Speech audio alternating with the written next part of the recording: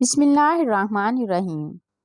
محترم ناظرین، السلام علیکم۔ شریعت نے والدین کی کون سی باتوں کو ماننے سے سختی سے منع کیا ہے اور وہ کون سے 5 کام ہیں جن میں والدین کا حکم ماننا گناہ ہے؟ ناظرین، اللہ تعالیٰ نے انسان کو بیش بہا نعمتوں سے نوازا ہے۔ انہی انمول نعمتوں میں پاکیزہ اور پرخلوص رشتے بھی شامل ہیں۔ انسان تنہا زندگی نہیں گزار سکتا، اس لیے وہ رشتوں اور روابط کی قید میں ہوتا ہے، جس کے بغیر ان کی زندگی ناممکن ہو جاتی ہے۔ اب سوال یہ پیدا ہوتا ہے کہ آخر ایسا اہم ترین رشتہ کون سا ہے جس کے بغیر انسان ادھورا شمار کیا جاتا ہے؟ تو وہ والدین کا رشتہ ہے، کیونکہ والدین کی موجودگی اولاد کے لیے ایسے ہی ضروری ہے جیسے جسم کے لیے روح۔ یہ کہنا بالکل درست ہوگا کہ جیسے آنکھیں نور کے بغیر بے مقصد ہوتی ہیں، ایسے ہی اولاد والدین کے بغیر نامکمل ہوتی ہے۔ دین اسلام نے والدین کے حقوق کو کثرت سے بیان کیا ہے اور دونوں ہی کی اطاعت و فرمانبرداری کی تلقین فرمائی ہے۔ یہاں تک کہ اللہ پاک نے اپنے حق کے ساتھ والدین کے حق کو بیان کیا۔ اللہ پاک فرماتا ہے، میرا اور اپنے والدین کا شکر ادا کرو۔ حضرت ابو امامہ سے روایت ہے، فرماتے ہیں کہ ایک شخص نے پوچھا، یا رسول اللہ، والدین کا اولاد کے ذمہ کیا حق ہے؟ آپ نے فرمایا، وہ تیری جنت یا دوزخ ہیں، یعنی ان کی خدمت کرو گے تو جنت میں جاؤ گے، ان کی نافرمانی کرو گے تو دوزخ خریدو گے۔ ایک اور حدیث میں آتا ہے، حضرت ابن عباس رضی اللہ عنہما سے روایت ہے کہ حضور اکرم صلی اللہ علیہ وآلہ وسلم نے فرمایا کہ جو شخص والدین کا فرمانبردار ہو، اس کے لیے جنت کے 2 دروازے کھول جاتے ہیں، اور اگر ان میں سے ایک ہو تو ایک اور۔ جو شخص والدین کا نافرمان ہو، اس کے لیے جہنم کے 2 دروازے کھول جاتے ہیں، اور اگر ایک ہو تو ایک اور۔ ایک شخص نے عرض کیا کہ خواہ والدین اس پر ظلم کرتے ہوں؟ آپ صلی اللہ علیہ وآلہ وسلم نے فرمایا، ہاں، خواہ اس پر ظلم کرتے ہوں، خواہ اس پر ظلم کرتے ہوں، خواہ اس پر ظلم کرتے ہوں۔ یعنی یہ جملہ 3 مرتبہ ارشاد فرمایا۔ حضرت ابن عباس ہی سے روایت ہے کہ رسول اللہ صلی اللہ علیہ وآلہ وسلم نے فرمایا کہ فرمانبردار اولاد اپنے والدین کی طرف نظر شفقت و محبت سے دیکھے تو ہر مرتبہ دیکھنے پر ایک حج مقبول کا ثواب لکھ دیا جاتا ہے۔ عرض کیا گیا، یا رسول اللہ، خواہ 100 مرتبہ دیکھے؟ آپ صلی اللہ علیہ وآلہ وسلم نے فرمایا، ہاں، اللہ تعالیٰ اس سے بھی بڑے اور زیادہ پاکیزہ ہیں، ان کے لیے 100 حج کا ثواب دینا کیا مشکل ہے۔ ایک بہت ہی مشہور حدیث ہے، جابر بن عبداللہ رضی اللہ عنہما سے روایت ہے کہ نبی صلی اللہ علیہ وآلہ وسلم ممبر پر جلوہ افروز ہوئے۔ جب پہلی سیڑھی پر چڑھے تو فرمایا آمین، پھر دوسری سیڑھی پر چڑھے تو فرمایا آمین، پھر تیسری پر چڑھے تو فرمایا آمین۔ صحابہ نے کہا، اللہ کے رسول، ہم نے آپ کو 3 مرتبہ آمین کہتے ہوئے سنا۔ آپ صلی اللہ علیہ وآلہ وسلم نے فرمایا، جب میں پہلی سیڑھی پر چڑھا تو جبرائیل میرے پاس آئے اور کہا، بدبخت ہے وہ شخص جس نے رمضان کا مہینہ پایا، پھر وہ گزر گیا اور اس کی بخشش نہ ہوئی۔ تو میں نے کہا آمین۔ پھر کہا، بد نصیب ہے وہ شخص جس نے اپنے والدین یا دونوں میں سے ایک کو پایا اور انہوں نے اس کو جنت میں داخل نہ کرایا۔ تو میں نے کہا آمین۔ پھر کہا، کمبخت ٹھہرا وہ شخص جس کے سامنے آپ کا ذکر ہوا اور اس نے آپ پر درود نہ پڑا۔ میں نے کہا آمین۔ اب ذکر کرتے ہیں کہ وہ کون سے ایسے 5 امور ہیں جن میں والدین کا حکم ماننے سے شریعت نے منع کیا ہے۔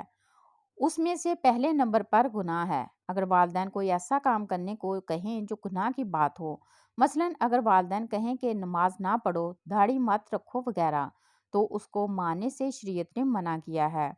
نبی اکرم صلی اللہ علیہ وآلہ وسلم نے فرمایا، خالق کی معصیت میں مخلوق کی کوئی اطاعت نہیں ہے۔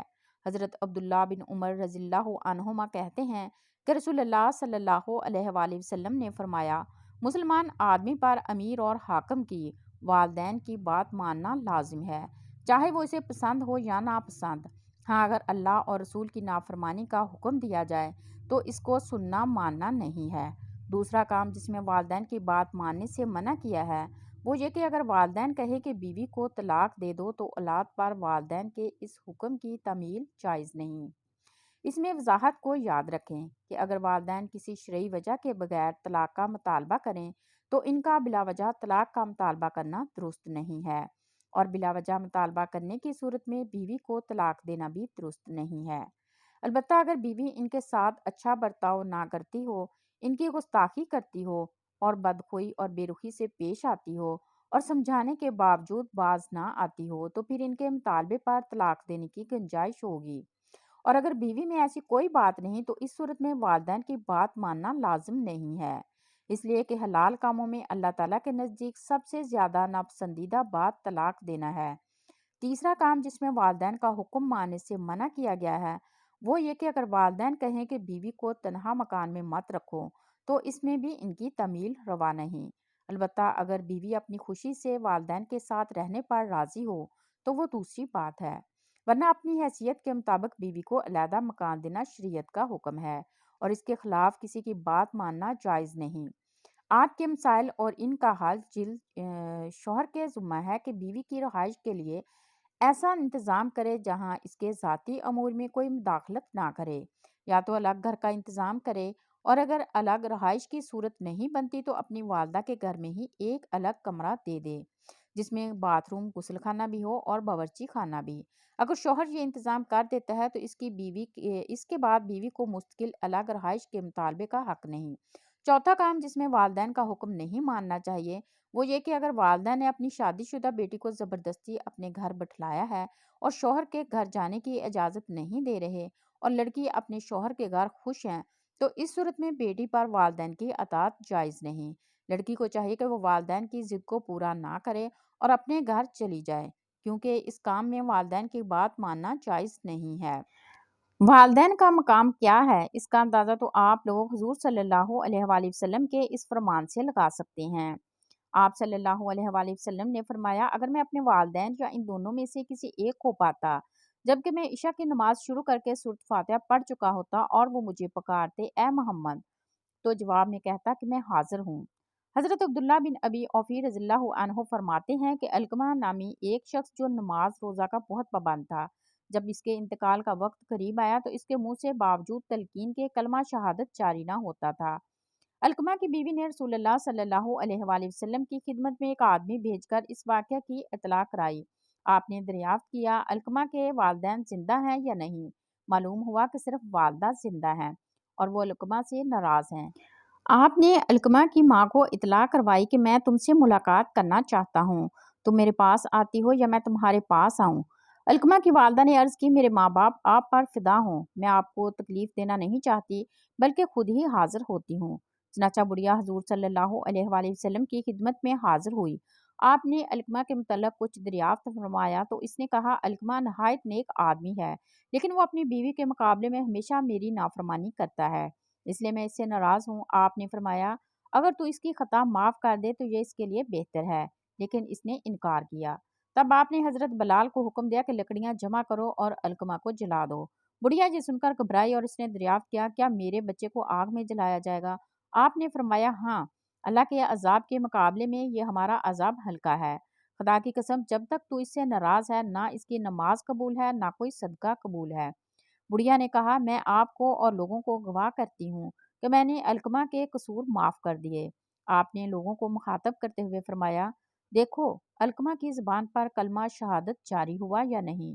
لوگوں نے بیان کیا یا رسول اللہ صلی اللہ علیہ وآلہ وسلم، علقمہ کی زبان پر کلمہ شہادت جاری ہو گیا اور کلمہ شہادت کے ساتھ اس نے انتقال کیا۔